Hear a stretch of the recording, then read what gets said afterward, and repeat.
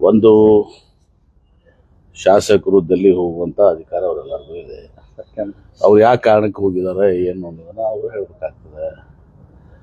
ಇದೀಗ ನಾನು ನೋಡ್ತಾ ಇದ್ದೆ ಡಿ ಕೆ ಶಿವಕುಮಾರ್ ಅವ್ರು ಹೇಳ್ತಾ ಇದ್ರು ಶಾಸಕರು ತಾವು ಸಚಿವರಾಗಬೇಕು ಅಂತ ದೃಷ್ಟಿಯಿಂದ ಹೋಗಿದ್ದಾರೆ ಅಂತೇಳಿ ಈಗ ಒಂದು ಸ್ಪಷ್ಟನೆಯನ್ನು ಕೊಡ್ತಾ ಇದ್ರು. ಅವರೊಂದು ಹೇಳಿಕೆಯನ್ನು ಕೊಡ್ತಾ ಇದ್ರು. ಒಂದು ಹೇಳ್ತೇನೆ, ನಮ್ಮ ಪಕ್ಷದಲ್ಲಿ ಹೈಕಮಾಂಡ್ ಇಸ್ ಸುಪ್ರೀಂ. ಹೈಕಮಾಂಡ್ ಅಂತಿಮ. ಅದು ಹೈಕಮಾಂಡ್ ಏನು ಕಾಲಕ್ಕೆ ನಿರ್ಧಾರ ಮಾಡ್ತದೆ ಅದೆಲ್ಲವನ್ನ ಎಲ್ಲರೂ ರೈಟ್ ಫ್ರಮ್ ಸಿದ್ದರಾಮಯ್ಯ ಸಾಹೇಬ್ ಹಿಡ್ಕೊಂಡು ಮುಖ್ಯಮಂತ್ರಿ ಹಿಡ್ಕೊಂಡು ಉಪಮುಖ್ಯಮಂತ್ರಿ ಹಿಡ್ಕೊಂಡು ಎಲ್ಲ ಸಚಿವರು ಶಾಸಕರು ಎಲ್ಲರೂ ಕೂಡ ಹೈಕಮಾಂಡ್ ಏನು ಹೇಳ್ತದೆ ಅದನ್ನ ಕೇಳುವಂತದ್ದು. ಈಗ 2 ವರ್ಷ ತುಂಬಿದ ಬೆನ್ನಲ್ಲೇ ಹೋಗಿದ್ದಾರೆ.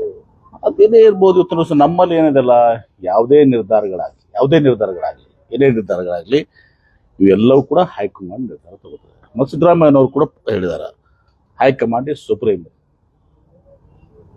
ಹೈಕಮಾಂಡ್ ಏನೋ ನಿರ್ಧಾರ ತಗೋತದ ಎಲ್ಲರೂ ಇವತ್ತು ಚಾಚು ತಪ್ಪದೆ ತೆರವಾಗಿ ಒಪ್ಕೊಳ್ಳುವಂತದ್ದು ನಮ್ಮ ಪಕ್ಷದಲ್ಲಿರುವಂತ ರೂಢಿ.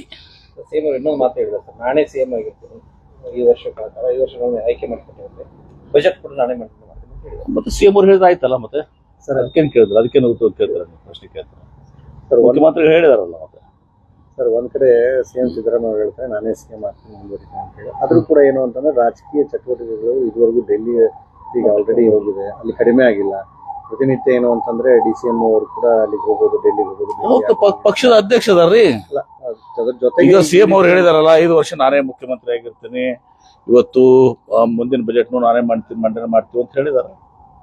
ಮತ್ತು ಡಿ ಕೆ ಶಿವಕುಮಾರ್ ಅವರು ಡೆಲ್ಲಿಗೂ ಅವರು ಕೆಪಿಸಿಸಿ ಅಧ್ಯಕ್ಷರು, ಅವರು ಪ್ರತಿಯೊಂದು ವಿಚಾರದಲ್ಲಿ ಕೂಡ ಅವ್ರು ಡೆಲ್ಲಿಗೆ ಹೋಗ್ಬೇಕಾಗ್ತದೆ, ಅದಕ್ಕೂ ಹೋಗ್ಬೇಕಾಗ್ತದೆ. ಬೇರೆ ಬೇರೆ ಅನೇಕ ವಿಚಾರ ತಮ್ಮ ವ್ಯಾಪಾರ ಸಲುವಾಗೂ ಹೋಗ್ಬೇಕಾಗ್ತದೆ. ಅನೇಕ ಸಂದರ್ಭದಲ್ಲಿ 108 ಕೇಸ್ಗಳು ಅವ್ರ ಮೇಲೆ ಹಾಕಿದ್ದಾರೆ, ಅದಕ್ಕೂ ಅವ್ರು ಹೋಗ್ಬೇಕಾಗ್ತದ ವಕೀಲರ ಹತ್ರ. ಅದು ಹೀಗೆ ಇದೆ. ಪಕ್ಷದ ಅಧ್ಯಕ್ಷರಾಗಿ ಡೆಲ್ಲಿಗೆ ಹೋಗುವಂತದ್ದು